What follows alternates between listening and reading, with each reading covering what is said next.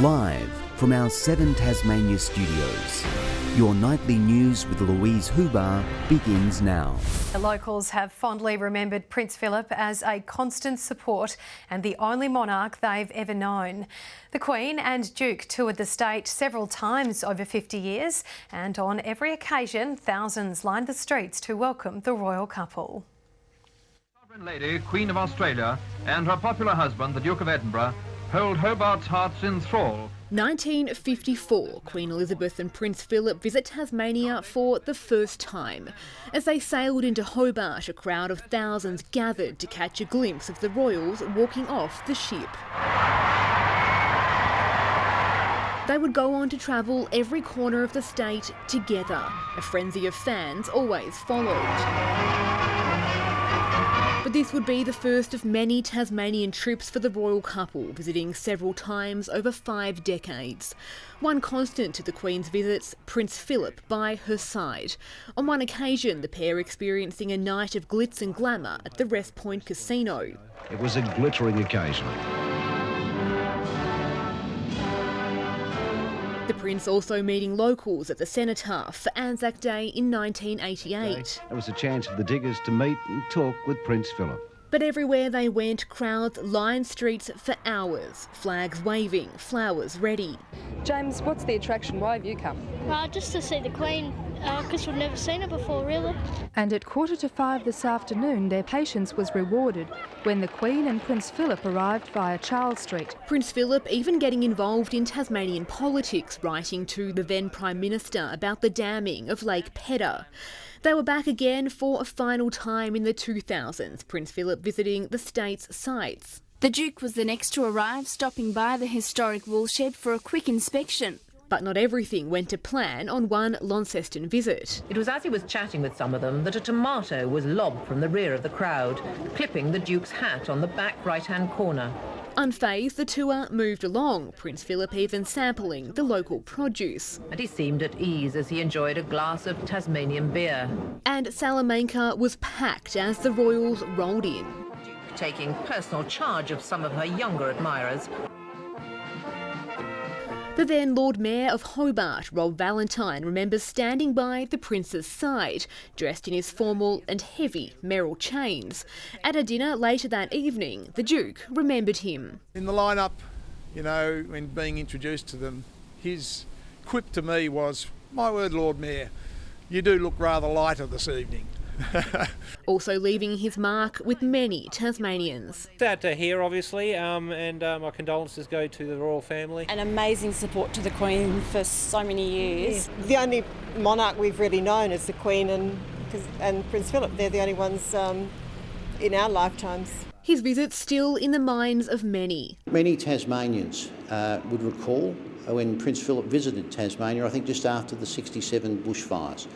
In fact, I think he had a beer at the Longley pub, so I'm told. His association with Tasmania has been strong, it's been long, it's been historical. He didn't hold back on what he wanted to say. Sometimes he was controversial. Tasmania saying goodbye to the Prince one last time. And a wave to the crowd. And the Duke of Edinburgh and the Queen were gone. Michelle Wisby, 7 Tasmania News. Police are searching for 3 women following an armed robbery at Newtown yesterday afternoon. It's alleged the women had stolen property from Kmart when they were confronted. Police say one offender threatened a woman with a knife before the group fled the scene in a white Holden Viva hatch. Anyone with information is urged to contact Crime Stoppers. Labor has promised to pump nearly $200 million into the state's regional hospitals if it takes power at the May election. But the party is again facing turmoil from within as its state president threatens to sue leader Rebecca White for defamation. Attempting a campaign recovery with a massive booster shot for regional health. A further $197 million to support our regional and rural hospitals. 30 community health centres would see round-the-clock nursing care And 17 rural hospitals would be upgraded in towns like New Norfolk. Which would take pressure off the emergency department at the Royal Hobart Hospital and also make sure people can access healthcare when and where they need it. We have 158 beds in Tasmanian small rural hospitals, and they are beds we actually haven't used effectively. The bed occupancy rate's often only 40%. But Labor's campaign woes still aren't over.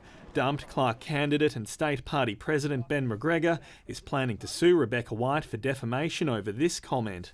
I don't think that he was a fit person to stand for a candidate for election for the Tasmanian Parliament. He was forced out of the race for inappropriate messages he sent 7 years ago. As leader, I've made it very clear about the standards that I expect any person seeking public office to meet. The turmoil, another free kick for the Liberals. When the state president is now suing the opposition leader for defamation, that is just the most extraordinary circumstance that I have ever seen. Peter Gutwin today revealing his party would punt an extra $5 million into footy club upgrades, $2 million for Sandy Bay's Queenborough Oval, and $3 million in sports vouchers for young people who can't afford to play. That's a $200 voucher and will be available across the next 3 years. One sportsman still in the spotlight.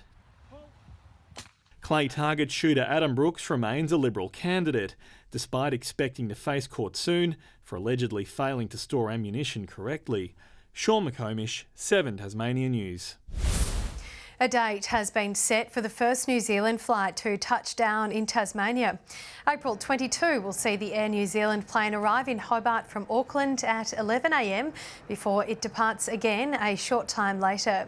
Bookings are now open for the service, which will run on Thursdays and on Sundays. With final approvals for the route now granted, it's the first direct flight across the Tasman for more than 20 years.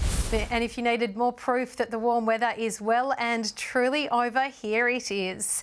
Snow has blanketed parts of the state as a cold front swept through early this morning. The Central Highlands was turned white by the wintry blast. Police are reminding motorists to drive to the conditions with fallen trees creating hazards. A historic boat undergoing restoration has sunk in Constitution Dock. The Mistral 2 was berthed in Hobart while work was undertaken by charity the Windward Bound Trust.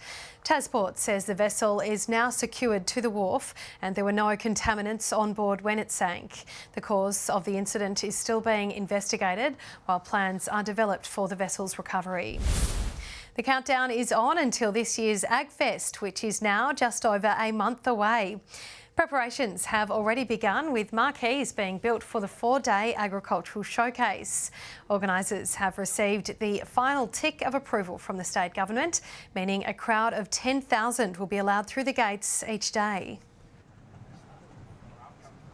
The vibe's great. Like, to get back in the paddock, everyone's keen to see it back, and Tasmania's premier event. It's nice to get that finally sign off and be back out here doing the working bees and getting ready. A week-long Agfest in the Cloud online event will also return after last year's success. To the TSL now, where Clarence and North Launceston are both off the mark in this year's campaign after comprehensive round 2 victories. The Bombers put on an attacking masterclass at UTAS Stadium while restricting the Demons to just 1 major. After being slapped with a 55-point hiding last week, the Bombers had a point to prove against the Demons. Comes in now and he's done just that. He's put it straight over the goal umpire's hat. And didn't they fly out of the gates, booting 6 goals in the first half? Rushton for goal. Umpire moves slightly, but that's another goal to North Launceston. Frustration for North Hobart as they failed to contain a rampaging North Launceston outfit led by their skipper. Gets to 50, Brad Cox, Goodyear special! Yes, sirree, great goal! Last year's runners-up piling on the points, restricting the Demons to just 1 goal in a 113-point thrashing. At KG5, the bounce of the ball did not favour the Magpies. Handball over the top, Josh Green, a foot raise, kicks it through. Strike weapon Josh Green booting the lead to 24 points at half-time, though the Magpies weren't finished, as Ben Kemerick spearheaded a third-quarter resurgence to level the scores. And then a snap from Kemerick. Has he got another one? He has! A fight back, however, short-lived, as Clarence responded with a vengeance, knocking through 5 goals in the final quarter. And Canberra are now 2-0 to start the season, defeating Lauderdale by 29 points. Garth Burley, 7 Tasmania News. Meanwhile, in the NAB League, the Devils have suffered a heartbreaking loss in a nail-biter against the Caldic Cannons.